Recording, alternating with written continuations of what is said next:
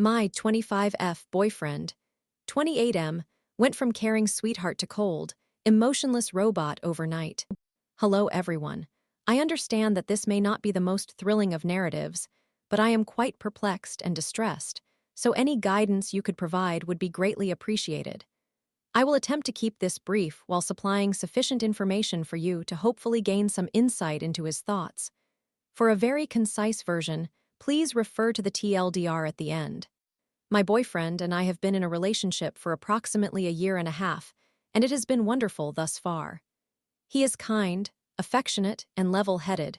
We rarely argue and have consistently been able to communicate effectively, resolving any minor disagreements quickly. He has always emphasized the importance of open and honest communication, and until recent days, I felt we had both been doing well in that regard. Over the past couple of months, I have been grappling with my mental health due to impending exams, familial issues, grief, and some physical health concerns. My boyfriend has been incredibly supportive and nurturing, and I have been striving to minimize the impact of my mental struggles on him. Everything seemed to be progressing smoothly between us until it suddenly shifted. One morning, he appeared slightly irritable, so I inquired whether I had upset him. He mentioned that he was stressed about work, but acknowledged that he is aware of my challenges, although he sometimes finds my mental health issues difficult to handle as well. I apologized, expressed my understanding, and admitted that I might have been depending too heavily on him for support, so I suggested we should spend a bit more time apart. We typically spend 5 nights a week together. He agreed to consider it, but wanted to ensure that it was a mutual decision. He was very kind and reassuring during our discussion, stating unprompted that he had no doubts about our relationship and wanted me to communicate openly with him. He just sometimes feels overwhelmed and needs to recharge. We then had a lovely remainder of the day together. As we were heading to bed, I asked whether I would be staying over the next night or if we preferred to spend the day apart. He took quite some time to ponder and finally said, "Yes, you can stay if you want." This seemed a bit off, so I interpreted it as him wanting a day apart, possibly out of concern that saying so would hurt me. The next day, yesterday, he texted me to ask if I was coming over to his place after studying. I replied that I would be going home instead, to which he said okay. After that, I did not hear from him for the entire day, not even a good night message. I hardly slept, worrying that he might be genuinely upset with me for some reason or that something might have happened to him, given that he had never failed to say good night before. Then, in the morning, I received this message. "Good morning. Things have been really challenging lately, and I am feeling quite overwhelmed. I need some time to sort through my thoughts and regain my composure. I care about you, but I need a week to process everything since I am struggling a lot. I hope you understand." This message felt unusually formal compared to his typical way of speaking to me, and his sudden need for a week apart and desire to take time to sort out his thoughts seemed unforeseen and reminiscent of breakup language. Therefore, I called him to understand better, but it felt like I was speaking to a robot. He responded with brief answers in a cold, emotionless tone. When I sought clarification on what was happening, he mentioned that I had been distant with him lately, which made him feel anxious and as if I were upset with him. I apologized and clarified that I had not been angry with him. I was just struggling with my mental health and finding it challenging to maintain an upbeat demeanor consistently. He simply replied, "Okay." I asked if we could discuss it further, and he stated that he wanted time and to wait for the anxiety to just go away. I inquired if he was breaking up with me, to which he responded, "Clearly, I'm not breaking up with you." I asked if he loves me, and he said, "Yes." I asked if we could still communicate during this time apart, and he replied, "Sure, yeah." I requested that he send me occasional messages to affirm that he loves me since this situation made me feel incredibly anxious, to which he agreed, saying, "Yes, I love you." Throughout the call, his indifferent tone never wavered, even as I cried. He has never spoken to me like that before, and it made me feel insignificant and unloved. It was as if I were conversing with a completely different individual, and it felt like all his affection for me had entirely disappeared overnight. The call lasted only 15 minutes, around 9:30 a.m., and it is now midnight, and I have not heard a word from him since. I now find myself in a situation where he has seemingly vanished without explanation, and has made it clear he does not want to communicate with me. I am uncertain about his thoughts, or whether he intends to end our relationship, and I am left to deal with this anxiety and fear until he decides to speak to me again. I recently commenced my study leave for my upcoming exams, which start next week, and I am so distressed that it took me the entire day to read just 2 pages of a textbook. My question is how to handle this situation. Should I attempt to arrange a meeting for coffee or something similar to talk? Or should I simply carry on with my life and give him space until he feels ready to communicate? Is it acceptable to send him good morning or good night messages and/or general inquiries about his day? Or would any form of communication be perceived as smothering? Even if we do converse, and he does not break up with me, how should I approach the feelings this situation has stirred in me? I am deeply confused and hurt, and this comes at a particularly challenging time for me. I worry about how he might react if I choose to have this conversation with him. I feel a sense of guilt, as it seems I have upset him with my mental health struggles, but there is also a part of me that wonders if perhaps I haven't been sufficiently open about my feelings. Because surely if he understood just how difficult things have been for me, he wouldn't be acting this way. TLDR, I have been struggling with my mental health and preparing for exams, and my boyfriend has been very supportive in the past. He has consistently been caring and mature, making me feel secure until now. Suddenly, he became distant and stated that he needs a week away from me. When pressed, he mentioned that my struggles make him anxious. When I tried to discuss the matter, he provided short, indifferent responses and reiterated his need for time to let the anxiety go away. I feel blindsided and fearful regarding what this means for our relationship. I ended up writing an extensive version of this with additional background and details, but I realized it would be rather tedious to read. However, if anyone wishes for further context to provide advice, I can share that version on my profile. Story 2. I fell in love with someone in my band. I feel compelled to share this love story with the world, somewhere out there. I need at least one person to understand my perspective, even if that person will never be him. I must document this outside of my journal. Keeping it to myself is driving me insane. Please, strangers on the internet, remind me that I am merely young and foolish. I, 20 female, fell for the guitarist of my former band. We had been together since the start of college, and my time with them lasted about 2.5 years. I knew from the very beginning that he had feelings for me. He was always flirting, which I found both charming and deeply objectifying. It felt like our friendship was partially determined by his attraction to me, which was disheartening because I regarded him as one of my closest friends, and that's not a pleasant realization. Eventually, after 1.5 years of knowing each other, we began to become physically intimate. He lived at home and would come over every Tuesday and Saturday for band practice, spending the night at my place. That's when we first became intimate. Can you blame us? 2 passionate 19-year-olds in a band together, confined in close quarters for hours on end. We were destined for it. The intensity of our connection felt straight out of a film. I had never felt so physically at ease with anyone before, despite having had several partners. He made me feel secure, was incredibly kind to me, skilled at playing guitar, and good in bed. However, that was all our relationship consisted of. There was never any formal courtship, no actual dates. The boundaries were hazy the entire time. It was one of those situations where calling it a situationship would undermine what it truly was. To us, it was much deeper. We were almost in a relationship. Yet, to everyone else, friends and bandmates, we were merely friends. It was ambiguous, and we existed in such a gray area the entire time. To complicate my feelings even more, he was the first man I had ever been intimate with, both sexually and emotionally. I grew up without a stable father figure, and my only consistent male influence was my younger brother.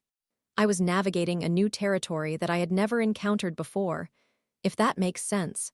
Another issue within our relationship, aside from the confusion, was the way he viewed himself.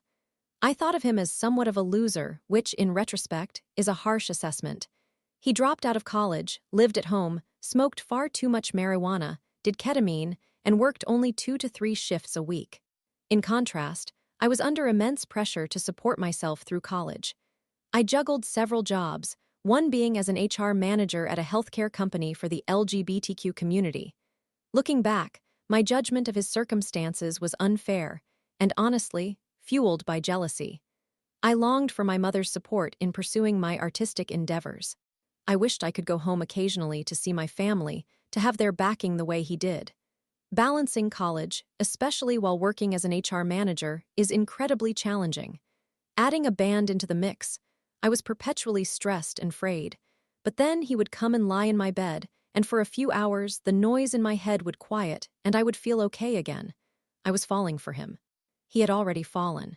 We frequently conversed about our feelings, how we loved each other in that in-between space of friendship and romantic love. Yet, despite this connection, we agreed that dating wasn't feasible. We were in a serious band, and jeopardizing that for our relationship would be foolish. He continuously assured me that we would never become like Fleetwood Mac.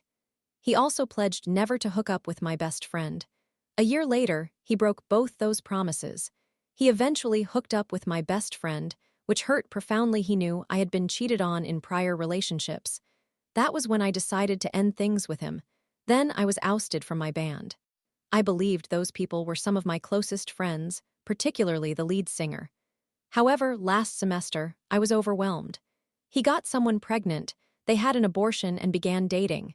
That was fine since we were never exclusive, but it still stung, especially considering it was the first thing he mentioned after we hadn't seen each other in 3 months. I was also grappling with significant health changes. I was diagnosed with bipolar disorder and started taking substantial doses of Adderall without mood stabilizers. I was on 25 mg daily, prescribed. I had to work 25 hours a week to support myself through college while being a full-time student. I stopped eating and sleeping due to the Adderall. 25 mg was far too much for me. That's an excessive amount of Adderall. This triggered my pre-existing hypoglycemia. I was stretched thin, burning the candle at both ends, occasionally fainting. I never shared any of this with the band members. Until the very end, I never thought to be open about what I was experiencing, especially after everything that transpired between me and that guitarist. Particularly after he abandoned me at a venue, alone and in tears, with my phone nearly dead, while being wary of a venue staff member who was making me uncomfortable. That was incredibly frustrating, and I began to disengage after that. I could write more about the band matters, but this post is primarily to release this love story from my chest. I understand this may come across as self-pitying, and I acknowledge I made many mistakes, as well as what in my character contributed to those errors. Since everything unfolded, I have sent him some rather hurtful messages. I didn't intend for those texts to go through. You should be aware that if you block someone and then unblock them, the sent texts will still go through. To be fair, it has been about 3 months since then, and I still wake up thinking about the band, but mostly about him. He occupies my mind both at night and when I wake, and I often have our songs looping in my head. I have nightmares where I am back with them, and I wake up crying in a cold sweat. I've started experiencing panic attacks more frequently, and I'm trying my best not to regress, but it's tough. This betrayal has left me feeling utterly wrecked. Honestly, it feels somewhat traumatizing. I invested so much into this project for 2.5 years, and all I have to show for it is anxiety and a mental health crisis. It is peculiar how losing someone makes you realize their significance in your life. I despise that phenomenon. Why does it have to work this way? I wish I could express to him how much I care for him as a friend. We both have partners now, which is something to honor. My current partner is wonderful, and he is with someone who truly deserves him. Yet he does not reply, and rightly so. I lashed out at him quite badly when I last texted him, which was quite embarrassing. Anyway, thank you for reading. I am aware that this sounds excessively emo, but I am genuinely mourning the loss of this friendship and community. There will be no summary. Story 3. I hate the life I built around me and considered running away, only to mess up and confuse myself. A lengthy post is ahead. Additionally, some details have been modified to maintain the privacy of all individuals involved.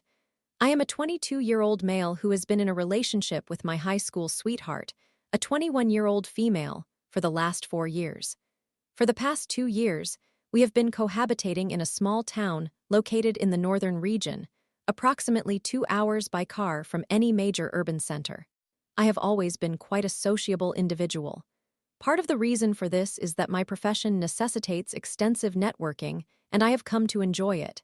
At first, I had no issues with residing in a smaller town. We even entertained the idea of purchasing a house we are currently renting as a place for our future family. However, in recent months, I have gradually come to realize that my surroundings are contributing significantly to my feelings of depression. I have no friends in this town, and it is nearly impossible to meet individuals of a similar age and interests due to its small size. The only people I am acquainted with here are her family, her parents, whom I have no problem with, and her sister, 30 years old, whom I sincerely believe mistreats her husband. Recently, I discovered a way to escape the dilemma of lacking a social life in my current location by extending my work trips. My job requires frequent travel, allowing me to spend up to a week in various cities 3 times in a month. This arrangement was beneficial. It truly revived my spirits. Whenever I traveled for work, I would extend my stay to connect with friends I already knew in those areas, going out for drinks and having a good time. This strategy worked wonders, and I felt the happiest I had been in months, but everything changed about a week ago. I was on a work trip that coincided with the weekend.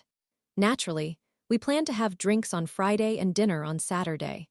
When I organized social events, I always made an effort to invite my company's partners, as this served as a great opportunity for mutual networking while making them feel included in a larger context. During that specific trip, and on that particular Friday, the partner I had invited, 40 years old, decided to let his daughter, 19 years old, join us. I did not think much of it at the time.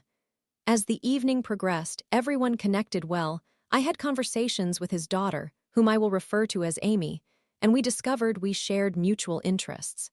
We exchanged phone numbers so that I could invite her to future gatherings if I organized any. This was likely where my major mistake began. Fast forward to Saturday morning. As I was planning dinner, I decided to include Amy for 2 main reasons. I genuinely enjoyed her company and believed it would please her father, my limited partner. Then, disaster struck as 3 out of 5 invited guests canceled. I reassured myself that it was no issue. I would just take my limited partner and Amy to dinner, and they both agreed. A few hours later, while I was at the restaurant awaiting their arrival, I saw Amy walk through the doors with no sign of her father. I assumed he would be late, as often happens. I greeted Amy, and she sat down. It turned out her father had driven her, but decided it would be better if she dined without him interrupting. Realistically, this was probably the moment I should have clarified that I wasn't looking to date her and that I was already in a committed relationship. However, something held me back because I enjoyed our conversations so much. And talk we did. The dinner lasted over 3 hours, filled with food, conversation, and a little wine. As the evening progressed, we did not want to end our time together, so I suggested inviting more people to join us for a few drinks. During dinner, we discovered we had 2 significant interests in common: a mutual fondness for a somewhat obscure television show and a shared enthusiasm for architecture. Fortuitously, the lounge at the hotel where I was staying overlooked one of the most stunning city skylines globally, so we decided to hang out there until the others arrived. After congregating with everyone else and a few drinks later, we decided it was time to call it a night and bid farewell to the others. I planned to call her a ride home and offer to accompany her to ensure her safety, intending to use the same ride to return to my hotel. Once in the car, amidst our shared enthusiasm, we hatched the idea of returning to the hotel to watch that infamous show I had mentioned earlier. Slightly tipsy, I believed nothing could go awry.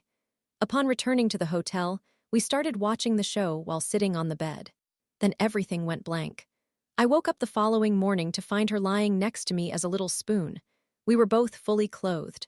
Panic set in as I lay there with a hangover and anxiety. Minutes passed before her alarm rang. I thought it odd since it was a Sunday, but when she did not awaken, I hit snooze and decided to wake her gently. I told her her alarm had gone off, and she explained that she typically wakes up to prepare for church at this time. This added to my confusion, as I consider myself a man of faith as well. We got up, and I offered to call her a ride so she could make it home and attend church on time, which she accepted. I walked her down to the car, and as we said our goodbyes, she leaned in and kissed me on the cheek. I went blank and barely registered the moment she entered the vehicle. I made the decision to cut my work trip short, returning home on that same Sunday while crying for most of the journey, feeling confused and somewhat upset with myself. No one is aware of what happened. I only informed my mother, who has always been supportive even in my worst moments. However, the only advice she offered was to be careful or you might end up like your father. I have not contacted Amy since then, though I have responded to her messages whenever she reached out. I am uncertain about my next steps. Currently, I am merely existing, working, and sleeping. My girlfriend remains unaware of the incident and believes I shortened my trip due to feeling unwell, as I never want to be the cause of her distress. What should I do next? In summary, I began extending my work trips to escape a depressing situation at home, only to face complications after sleeping with my limited partner's daughter, potentially hurting two individuals in the process. Edit. I apologize if this appears chaotic and serves as a bit of a brain dump. English is not my first language, so I appreciate your understanding regarding any mistakes I may have made. I have discussed the possibility of moving cities with my girlfriend several times, but we have not reached an agreement. She has a stable job here, family, and believes it would be preferable for future children to be raised in a small town. After these discussions, I have grown weary of revisiting the topic and have allowed her to have her way, which leads to the original post. Story 4. From poverty to prison, I fought battles and lost loved ones. Now I am hustling for survival, tangled in love and chaos. Life is wild. Growing up in poverty in northern New Jersey is chaotic and overwhelming, marked by the daily struggles of my family, including paying bills, heroin addiction, physical abuse, and everything that falls in between. It was difficult to witness my immigrant father and drug-addicted mother managing 3 children. I suppose I am the black sheep. I learned various ways to survive and earn money, not to mention I was overweight back then. Consequently, everything felt challenging for my self-esteem. Now, at 31, things have altered slightly, yet I still feel the same. Since I was in single digits, I have felt like a grown man, as my innocence was stripped away, transforming me into part beast. A beast is a formidable entity that, despite its toughness, possesses a beating heart and bleeds blood. I am no demon. However, a beast can navigate through the depths of hell and face those demons, emerging to enjoy life righteously. Innocence is a right that every child deserves, and I would fight fiercely to protect that. Without it, it turns humans into beasts. I have witnessed a spectrum of experiences, from invaluable moments as a street junkie to time in prison rehabilitation, all interspersed with crimes committed along the way, including a journey to North Carolina, doing line work, climbing, and relying solely on myself to do it the right way while building towards my own home and vehicles. There was a beautiful Southern woman in the picture. However, I faced a miscarriage, crashed while drunk, broke my back 2 weeks later, and spent 3 months in Winston Hospital with no visitors except for my father, who unexpectedly walked in with pizza, saying, "Damn, son, you're messed up. You've got this." He left the next morning after sleeping in a chair, driving back to New Jersey. He is a cartel baby who survived Colombia, moving to Newark and Plainfield, New Jersey. He ran with the Latin Kings, though he isn't a member, but was still a friend and family to me. Regardless of the challenges, I have always worked, still do, 6 days a week. I have not seen him or any blood relatives since. My mother, a gangster in her own right, took robbery charges for my brother and has been in hiding for 6 years. I fear one of us may die before we reunite. Anyway, after losing everything in 2 or 3 years, I ended up in the Blue Ridge Mountains. No one is holding me back. It's just me against the world, and I fell off my high horse, succumbed to drugs while working at McDonald's, and overdosed in the bathroom. My fellow housemates kicked me out, with nothing but a bicycle, boots, a Remington 870, and my last paycheck. I jumped back into the drug war, now a fearless veteran with several scars to prove it. I have experienced wild gunfights, conflicts over women, and drug dealing, moving up to kilos, feeling lost and unsure of what else to do except get it out of the mud. I have seen so much crime, have been involved in it, and have run from it. I mean, you name it, except I don't prey on women, children, or the elderly. There are rules, unwritten ones. Can you sleep at night? All is fair in love and war, even in the drug trade. I wish I had more time, but through all these experiences, I met a woman in jail up here in the Blue Ridge Mountains. When we both got out, we connected deeply, striving for goodness, fostering prosperity. She's amazing, intelligent, educated, and the type of woman who can earn six figures. She comes from wealth, but has earned her own money and exhibits an old-school gangster mentality, having spent 6 years in Florida under Omerta. When things get tough, she can call for assistance, but often refuses to until I'm barely hanging on. We hustle, work, and do anything possible to rebuild our lives together. She is my rock, always by my side. We have faced some friction due to drugs and the lack of financial stability. This led to some fighting and a brief split, during which she stayed with a friend. They ultimately deceived me, and he was a good friend who had always supported me on the road. I struggled to cope. I literally had to beat myself up for the truth. I slapped her once when she told me her side of things. That was the first and only time I have ever struck a woman. I watched my mother endure hell, and I wish I could explain my life further. It's challenging to articulate here. I felt guilty, but she eventually came through, which frustrated me not because of her actions, but due to a situation with my friend and his girlfriend. I got rejected when both women were alone, even though they despised that man, who is abusive and narcissistic. The denial of this reality has deeply affected me, making me question my own trust. Here I am, preparing a shot. The methamphetamines calm me down and I am not completely high. Yes, drugs are harmful, but taking a point shot once or twice a day is the least of my worries at this moment. I am in a very tough area. After dark, I prepare my gear to go perform a heist at a place that has already been insured and is deserted, while preparing for a flooring job tomorrow. I find myself doing everything to survive and finally try to get ahead. I wish I could present myself differently to avoid being seen merely as a petty criminal, but my life resembles an insane movie. You have no idea how exhausted I am from this. I typically walk when things get tough, but for some reason I can't escape this cycle. I have always preferred older women. I have one of the most attractive mothers in America. She is a unique woman, no spoiled attitude. As my friend said, I'm captivated by her. There is so much between us, and she admitted it pains her too. Should I tough it out? Or are we just like a scene from a movie? I yearn for something special that belongs to just us. I continue to reside in the house where all the infidelity transpired, smiling at everyone while pretending it is fine. I even help by changing a family member's car transmission. I cook, clean, and have recently done flooring work on the house, all while maintaining a positive demeanor in addition to providing support daily. The one thing that grounds me is my love.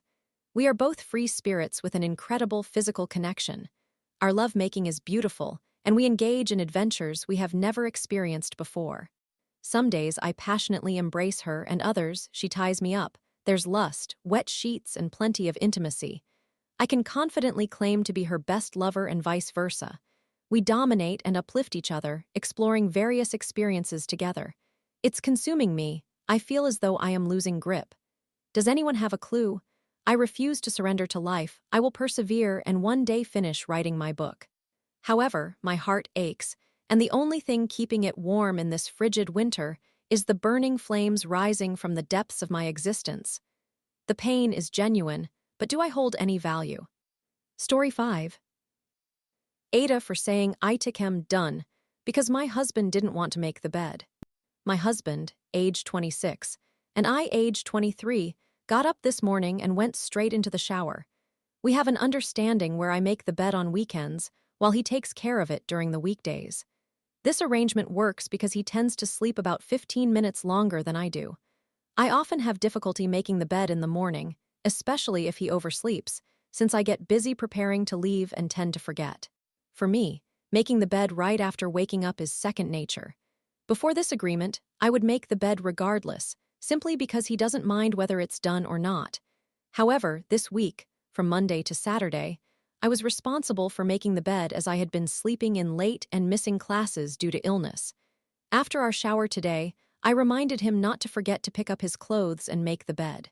He was the last one to get up, and although he usually leaves his clothes on the floor by the bed, I typically collect them in the morning. He replied that it was my day to make the bed. Confused, I pointed out that I had been responsible all week. He then complained that I was giving him orders right after he stepped out of the shower, as he was still getting dressed. Keep in mind, I was still naked while he was fully dressed, and all I said was, "Don't forget," in a calm tone. He went on to say that I had mentioned I would make the bed on weekends, so I argued that I had already done it all week, and it is common decency for him to take responsibility today. Thus, he began making the bed while continuing to grumble, and I sat there, thinking that I couldn't continue living like this. Why were we arguing over making the bed, and why did I even have to remind him in the first place? I felt so alone in that moment. I reiterated that he had not made the bed all week, and that it was only fair for him to do it today. He responded that I should have asked politely, and I told him that I should not have to ask at all. After he finished making the bed, he made a sarcastic comment suggesting that I was the one who established this rule, but only followed it when it suited me. I sat there, filled with frustration, calling him childish and feeling exhausted, alone, and unwilling to continue living this way. I expressed to him that I could not sustain this lifestyle and was nearly in tears because he was complaining about making the bed. To me, this should not have even been a discussion. Perhaps it was a clash of personalities, values, or upbringing, but I detest quarreling over what I view as basic human courtesy. He then began his tirade again, reminding me of my promise to handle the weekends, while I was simply trying to point out that he was making excuses. I told him to leave me alone, and we sat in silence next to each other. I felt terrible for saying that I couldn't handle the marriage any longer, but I was uncertain about what to do. I hate confrontation, especially over trivial matters like this. I feel isolated in my marriage and worry that he views me as a controlling person who dictates his actions. At times, I feel like his mother, which frustrates me. Update: there seems to be some misunderstanding in the comments, but let me clarify. I am not actually considering divorce over making the bed. I am sharing this post because something so trivial made me express that I was finished. I am genuinely seeking advice and guidance. I do not want a divorce, but my angry comment concerns me. Update 2. I know many of you think I am terrible for suggesting divorce, and I agree. How can I improve myself? I won't ask him to make the bed again. There seems to be doubt in the comments about our marriage lasting. What measures can I take to ensure the longevity of our relationship? I am considering apologizing. I want to make amends, but I do not feel regretful. Update 3.